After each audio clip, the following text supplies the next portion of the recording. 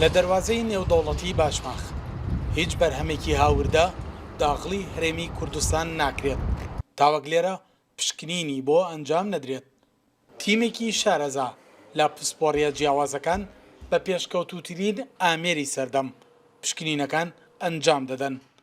هەر بەرهەمێک شیاوی بەکارهێنان نەبێت ئەوە ڕاستەوخۆ ڕەوانەی دەرەوەی هەرێم دەکرێتەوە. لێرە هەموو بەرهەمە نەوتیەکان کە داخڵ دەبێت لە ڕێگەی سنووری باشماخەوە هەموو پشکنینێکی پێویستی بۆ ئەنجامەدرێت. پشکنینەکانمان بە پێی ستانداردە عالەمیەکان و بە پێی ستانداردی عێراقی ئەنجامەدرێت. ئەو خۆراکانی کە لێرانەوە داخڵە بن حکوومەت وەری دەگرێ و دەینێرێ بۆ ڕزگا ئیشەکانی بۆ کا بە گوێرەی مەسفەتی عێراقی ئیشی خۆراکی شەکەین و هەم کوالیتی کۆنتترۆلش و هەر پلاستیکەکانیشی بۆەکەین ئەو موادە کیمیانیش کە هێناسینەوەی بۆەکەین لێرە بە گوێرەی هیانە بە گوێرەی پەکین لیستەکەی هیانە بە گوێرەی مەسفەتی عێراقی مەسفەمانەیە لەسەرەوە ئیشی بۆکەین.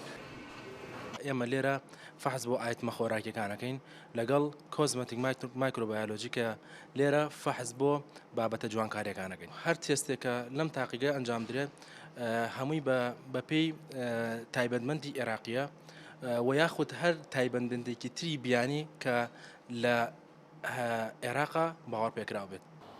لێپسراوی ڕاگەاندنی دەواازەی نێودەوڵەتی باشماخ ئاست و قەبارەی ئەو شمەک و خۆراکانە ئاشکرا دەکات کە لە 6 مانگی سەرەتای ئەم ساڵەوە ڕێگری لێکراوە داخلی هەرێمی کوردستان بێت.